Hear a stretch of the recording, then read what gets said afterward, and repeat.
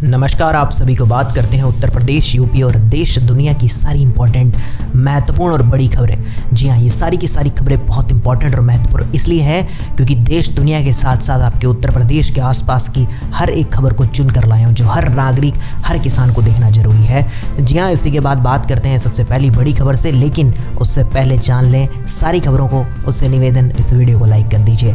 चलिए इस खबरों को जानेंगे विस्तार से और जानते हैं सबसे पहली बड़ी खबर से। जी हाँ, यूपी पुलिस को मिले 74 नए डीएसपी, सीएम योगी ने दी है पासिंग आउट परेड की सलामी। आपको बता दें, यूपी पुलिस अकादमी में ट्रेनिंग को लेकर सोमवार को 74 डीएसपी उत्तर प्रदेश पुलिस का हिस्सा बन गए हैं और मुख्यमंत्री योगी आदित्यनाथ ने पासिंग आउट परेड की सलामी ली। उन्होंने अपने संबोधन में पुलिस मॉडर्नाइजेशन के लिए किए जा रहे कार्यों की भी जानकारी दी। जी हाँ, नई पुलिस भर्ती हुई है तो बस मोदी जैसे देखा जाए तो योगी जी भी चाहते हैं कि और चीज़ों को अच्छा किया जाए, इसलिए सब चीज़ें हो रही होगी।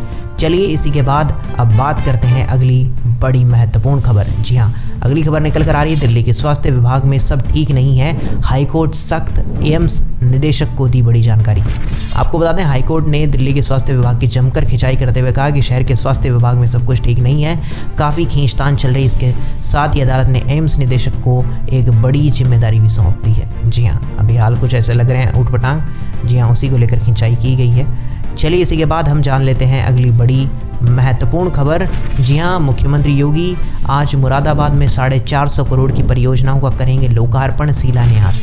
आपको बता देना चाहते हैं कि पिछले दिनों में अगर देखा जाए तो सोमवार को मुरादाबाद के दौरे पे थे और इस दौरान योगी जी ने मुरादाबाद में 450 करोड़ की परियोजनाओं का लोकार्पण और शिलान्यास किया है। जी हाँ, जो वाकई में बहुत अच्छी चीज़ है। नए रोजगार भी होंगे, काफ़ी चीज़ों के नए ऐलान भी देखने को मिले होंगे।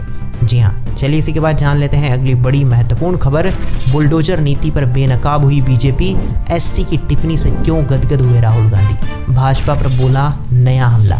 आपको बता दें, राहुल गांधी ने आगे लिखा कि हम अपेक्षा करते हैं कि सुप्रीम कोर्ट इस अति संवेदनशील विषय पर स्पष्ट दिशा निर्देश जारी कर भाजपा सरकार के इस लोकतंत्र विरोधी अभियान से नागरिकों की रक्षा करेगा।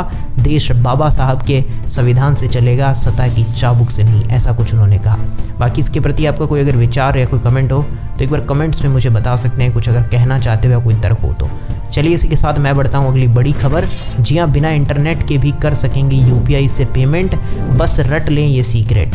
जी हाँ, आपके पास में एक बहुत अच्छा चीज़ देखने को मिला, यूपीआई पेमेंट करनी है और इंटरनेट काम नहीं कर रहा तो चिंता मत करो, मोबाइल का डेटा खत्म हो गया तो भी चिंता मत करो। हम आपको आज एक ऐसा सीक्रेट कोड बताने जा रहे हैं जिससे आप बिना इंटरनेट की यूपीआई पेमेंट कर सकते हैं। जी हाँ, ये सर्विसेज भारत के अंदर 2016 में लॉन्च हुई थी। इसके बाद भारत ने इसे पीछे मुड़कर नहीं देखा यूपीआई सर्विसेज के बाद, और आज यूपीआई किस लेवल तक जा चुका है आप अंदाज़ा नहीं लगा सकते हैं। हर जगह पे ये चीज़ हो रही है। लेकिन आपको थोड़ा सा बता देते हैं क्या करना होगा इसके लिए। आपको अगर ऑफलाइन पेमेंट करना है तो आपको कुछ नहीं करना, आपको अपना एक सीक्रेट कोड USTD यानी *99# याद रखना है। इस कोड को अपने फ़ोन में डायल करना है। उसके बाद आपको स्क्रीन पर वेलकम टू *99 का मैसेज आएगा और इस मैसेज के साथ ओके टैप करना है। अगले ऑप्शन में जाने के बाद send money, request money, check balance, my profile, pending, request transaction, UPI pin शामिल है। इनमें से आपको पेमेंट करने के लिए सेंड और पेमेंट रिसीव को रिक्वेस्ट का ऑप्शन चूज़ करना है। और उसके बाद जैसे मैं आपको स्क्रीन पर दिखा दे रहा हूँ, सारे स्क्रीनशॉट लगे हुए हैं, ठीक है। उन ऑप्शन को चुनते जाइएगा, मोबाइल नंबर डालते जाइएगा और उसके बाद आपको अपना मोबाइल नंबर, यूपीआई आईडी आदि विकल्प मिलेंगे। इनमें से एक का चुनाव करके आगे बढ़ना है और यूपीआई पेमेंट करना और इसकी डिटेल्स दर्ज करने के बाद अगला पेज आएगा और ये अपना यूपीआई पिन दर्ज कर इसे आप ऑफलाइन यूपीआई पेमेंट सर्विसेज कर सकेंगे। वाकई में बहुत अच्छी चीज़ है ये, जो कि काफ़ी फ़ायदेमंद होती है जब आपके पास इंटरनेट ना हो तो। सरकार ने हर कोशिश की है ताकि हर चीज़ लोगों तक पहुंच सके। चलिए इसी के बाद जान लेते हैं अगली बड़ी खबर। 10 रुपये के प्लेटफॉर्म टिकट को लेकर क्या स्टेशन पर बिताई जा सकती है रात, जान लीजिए रेलवे की या नया नियम। आपको बता दें, क्या आपने कभी सोचा है कि 10 रुपये की अगर रेलवे की जो टिकट होती है, प्लेटफॉर्म टिकट, उसे खरीद कर आप रेलवे स्टेशन पर अपना समय बिता सकते हैं कि नहीं बिता सकते। इसी को लेकर आपको बता दें, जब भी अपने शहर में किसी शहर में ट्रेन का सफ़र करते हैं, कई बार स्टेशन तक छोड़ने जाते हैं रिश्तेदार। ऐसे में रेलवे स्टेशन पर पैसेंजर के अलावा छोड़ने वालों की ज़्यादा भीड़ होती है। इसको कम करने के लिए इंडियन रेलवे ने ऐसे लोगों को प्लेटफॉर्म टिकट लेने को कहती है। जी हाँ, और ये 10 रुपये के प्लेटफॉर्म टिकट उन सभी लोगों को लेना जरूरी है जो ट्रेन में सफ़र तो नहीं कर रहे हैं लेकिन प्लेटफॉर्म पर जाते हैं। लेकिन क्या आपने कभी सोचा 10 रुपये की प्लेटफॉर्म टिकट को खरीद कर पूरी रात स्टेशन पर बिता सकते हैं कि नहीं। आपको बता दें, अपने किसी दोस्त या स्टेशन पर जाते हैं लेने के लिए तो प्लेटफॉर्म टिकट लेना होता है। लेकिन आपको बता दें, अगर आप कोई प्लेटफॉर्म टिकट जारी करते हैं तो 2 घंटे तक इसकी वैधता होती है। इसके बाद ये टिकट कोई काम की नहीं रहेगी। जी हाँ, प्लेटफॉर्म टिकट से कर सकते हैं क्या यात्रा। आपको बता दें, आपको रिजर्वेशन नहीं है, आपको ट्रेन का सफ़र करना है तो आप प्लेटफॉर्म टिकट के माध्यम से यात्रा करें तो एकदम ध्यान से सोच समझ के करिएगा। जी हाँ, प्लेटफॉर्म टिकट खरीदना होगा। और अगर आप सोच रहे हैं कि ऐसा करने से कुछ हो जाएगा, तो आपको बता दें कि जहाँ तक ये चीज़ें रिस्क है, आप ट्रेन का टिकट लेके ही अपना सफ़र करिए, वो ज़्यादा सही रहेगा। जी हाँ, देना होगा इतना शुल्क। जी हाँ, अगर प्लेटफॉर्म टिकट से आप सफ़र करने पर आपको 250 रुपये का शुल्क देना होगा। वहीं टीटी आपको प्लेटफॉर्म के हिसाब से आपका टिकट बनाता है। यदि आप खुद से जाकर टिकट नहीं बनवाया तो टिकट चेकर उसके प्लेटफॉर्म जहाँ से ट्रेन का सफ़र हुआ है वहाँ ट्रेन जाइए, वहाँ तक का शुल्क चार्ज कर सकता है। जी हाँ, ये चीज़ होती है, तो सोच समझ के सफ़र करिएगा, ध्यान से चीज़ों को देख के करिएगा। चलिए इसी के बाद चलते हैं, बढ़ते हैं अगली बड़ी खबर। बहराइच में भेड़िए ने मासूम बच्चे का किया शिकार, एक बुजुर्ग महिला घायल, मौतों का आंकड़ा हुआ 10। आपको बताया कि हाल ही में बहराइच के अंदर उत्तर प्रदेश के बहराइच जिले के महजी इलाकों में भेड़िए का आतंक जारी है। रविवार को रात में आदमखार भेड़ियों के झुंड ने 2 घटनाओं का अंजाम दिया। इसमें एक 2.5 साल की बच्ची को जिन्होंने निवाला बना लिया, जबकि उनके हमले में एक 60 साल की वृद्ध महिला घायल हो गई। अब तक भेड़ियों ने 9 बच्चों समेत 10 लोगों का शिकार कर लिया, सोचिए। जी हाँ, जबकि हमले में 50 लोग घायल हो चुके हैं। वन विभाग और जिला प्रशासन की टीम लगातार भेड़ियों को पकड़ने में जुटी है, लेकिन आदमखार लगातार चकमा देकर हमले दे रहे हैं। जी हाँ, जानकारी के मुताबिक रात में फिर भेड़ियों ने 2 घटनाओं को अंजाम दे दिया है। और ये बहुत ही खतरनाक चीज़ है कि भेड़िए इतने आदमखोर होते हैं। जी हाँ, बहुत ही ज़्यादा खतरनाक और बहुत ही ज़्यादा शातिर दिमाग के होते हैं ये भेड़िए। चलिए इसी के बाद जान लें अगली बड़ी खबर। रिटायरमेंट के बाद से नहीं दी गई सैलरी, सेबी चीफ के विवाद पर आईसीआईसी बैंक की सफाई। जी हाँ, आपको बता देना चाहते हैं, प्राइवेट सेक्टर के आईसीआईसी बैंक ने मुख्य विपक्षी दल कांग्रेस की तरफ से सेबी प्रमुख माधवीपुरी बुश पर लगाए गए आरोपों पर सोमवार को कहा कि उसने अक्टूबर 2013 में बुश की रिटायरमेंट के बाद से उन्हें कोई भी वेतन या ESOP नहीं दिया है, ऐसा उन्होंने बताया। बाकी इसके ऊपर आपका कोई विचार हो तो मुझे कमेंट्स में बताइएगा। इसी के बाद मैं बढ़ता हूँ अगली बड़ी खबर। जी हाँ, नितिन गडकरी ने इन गाड़ियों पर जीएसटी की दर 28% से घटाकर 12% करने की मांग की है।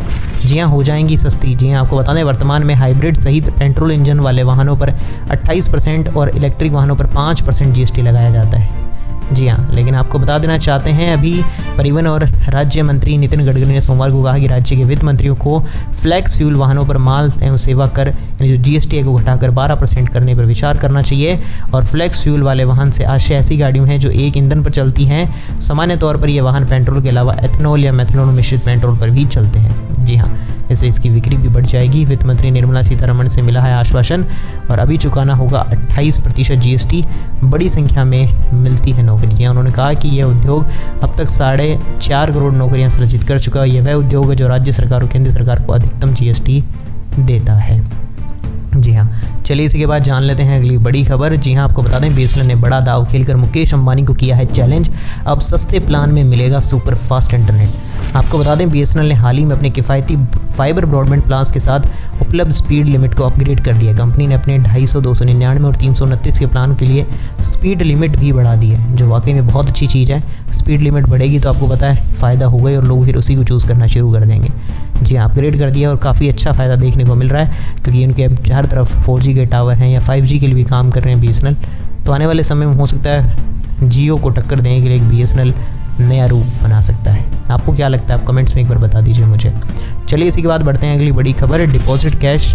जी हाँ, आपको बता दें, आरबीआई ने लॉन्च किया नया फीचर। अब एटीएम में यूपीआई से झटपट जमा हो जाएगा कैश, नहीं होगी किसी कार्ड की भी ज़रूरत। आपको बता देना चाहते हैं, एक चीज़ बहुत ही शानदार की गई है। जी हाँ, आपको बता दें कि आप किसी भी फिजिकल कार्ड के एटीएम पर कैश जमा कर सकते हैं। जी हाँ, आपको बता सकते हैं, रिजर्व बैंक ऑफ इंडिया ने एक नया फीचर लॉन्च किया, जिसमें अब बैंक ग्राहक बिना किसी डेबिट कार्ड और बिना जो पिन के बैंक एटीएम पर कैश डिपॉजिट कर सकते। जी हाँ, ग्राहक अब एटीएम पर यूनिफाइड पेमेंट इंटरफेस यानी यूपीआई का इस्तेमाल करके कैश डिपॉजिट मशीन के जरिए कैश को जमा कर सकेंगे।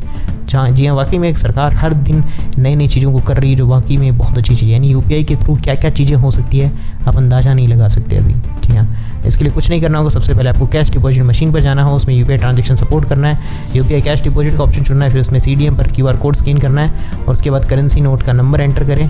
जी हाँ, जितना 100, 200, 500, और इसके बाद यूपीआई ऐप में डिपॉजिट होने वाला कैश अपडेट हो जाएगा और उसके बाद अमाउंट को ऐप के जरिए वेरीफाई करना है। इसके बाद आप यूपीआई से लिंक अकाउंट की लिस्ट से उस बैंक अकाउंट को सिलेक्ट करना जिससे कैश रिसीव करना चाहते हैं। आप यूपीआई पिन के ट्रांजैक्शन को ऑथराइज करें। सफल कैश डिपॉजिट होने पर सीडीएम पर एक कन्फर्मेशन स्लिप भी आपको दे दी जाएगी। वाकई में बहुत तगड़ी चीज़ की जा रही है सरकार की तरफ से, मान गए। चलिए इसी के बाद बढ़ते हैं अगली बड़ी खबर। तेलंगाना आंध्र में बारिश से हाहाकार, 20 लोगों की मौत।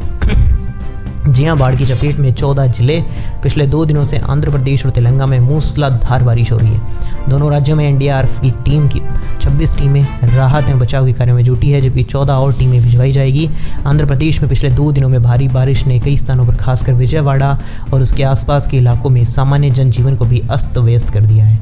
जहाँ काफ़ी ज़्यादा हालत गंभीर देखने को मिल रही है तेलंगाना और आंध्र प्रदेश में। चलिए मैं इसी के बाद बढ़ता हूँ अगली बड़ी खबर। क्या है डिजिटल एग्रीकल्चर मिशन, जिसे सरकार ने दे दी है हरी झंडी। आपको बता दें केंद्र सरकार ने सोमवार को किसानों के लिए कई बड़े ऐलान किए, जिसमें केंद्रीय मंत्री अश्विनी वैष्णव ने इसके बारे में जानकारी दी। उन्होंने बताया कि सरकार डिजिटल एग्रीकल्चर मिशन को शुरू कर रही है। जी हाँ, इस पर 2817 करोड़ रुपए खर्च होंगे और इसके अलावा किसानों की आय बढ़ाने और उनकी ज़िंदगी आसान बनाने के लिए 6 और योजनाओं को मंजूरी दी गई है। आपको बता दें अश्विनी वैष्णव के मुताबिक digital agriculture mission digital public infrastructure की तर्ज पर बनाया जा रहा है और इसके कुछ पायलट प्रोजेक्ट की सफलता के बाद इसे पूरे देश में भी लागू किया जाएगा।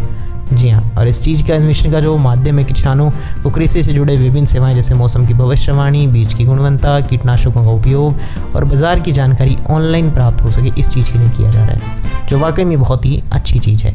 चलिए इसी के बाद जान लेते हैं अगली बड़ी खबर। जी हाँ, बैंक हॉलीडेज़ के बारे में। बुधवार को बंद रहेंगे सभी बैंक, जाने आरबीआई ने क्यों दी है 4 सितंबर की छुट्टी। आपको बता दें बुधवार को बैंक बंद रहने वाले हैं। 4 सितंबर 2024 को सभी पब्लिक और प्राइवेट सेक्टर के बैंक बंद रहेंगे। इस पर आपको बता दें क्यों। इस बार सितंबर में भारत के सभी पब्लिक और प्राइवेट सेक्टर कुल 15 दिनों के लिए बंद रहने वाले हैं। इन छुट्टियों में सभी रविवार, दूसरा और चौथा शनिवार भी शामिल है। अब बुधवार को भी बैंक बंद रहने वाले हैं। जी हाँ, बुधवार को भी बंद रहेगा। बुधवार को बंद रहेंगे बैंक। ये दिवस असम में मनाया जाता है, जिसमें श्रीमंत शंकर देव की तिरोभव की पुण्यतिथि है और इस दिन यहाँ पर बैंक बंद रहने वाले हैं। जी हाँ, इस कारण से असम में बुधवार को बंद रहेगा बैंक। बाकी और कहाँ पर है, एक बार आप पोज करके लिस्ट देख लो कितनी छुट्टियाँ कहाँ पे होने वाली है, आपको अंदाज़ा लग जाएगा। ठीक है, चलिए इसी के बाद जान लेते हैं अगली बड़ी महत्वपूर्ण खबर।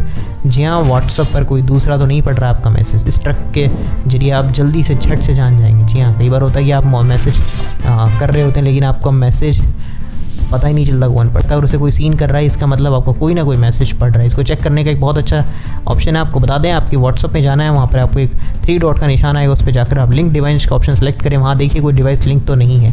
जी हाँ, अगर ऐसी कोई डिवाइस लिंक नज़र आती है तो देखिए कि क्या वो डिवाइस आप जानते हैं। नहीं जानते, आपको कोई संदेश होता है तो तुरंत उस डिवाइस को वहीं से रिमूव कर दीजिए, क्योंकि वही डिवाइस आपके हर मैसेज को पढ़ रही है। जी हाँ, तो ये थी उत्तर प्रदेश, यूपी और देश दुनिया की सबसे इंपॉर्टेंट महत्वपूर्ण बड़ी खबरें। कैसी लगी आपको सारी की सारी खबरें, मुझे एक बार कमेंट्स में बताइएगा।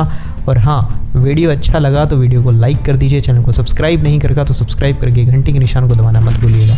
मैं मिलूंगा ऐसी अच्छी और वीडियो के साथ, तब तक के लिए जय श्री राम, जय हिंद, वंदे मातरम।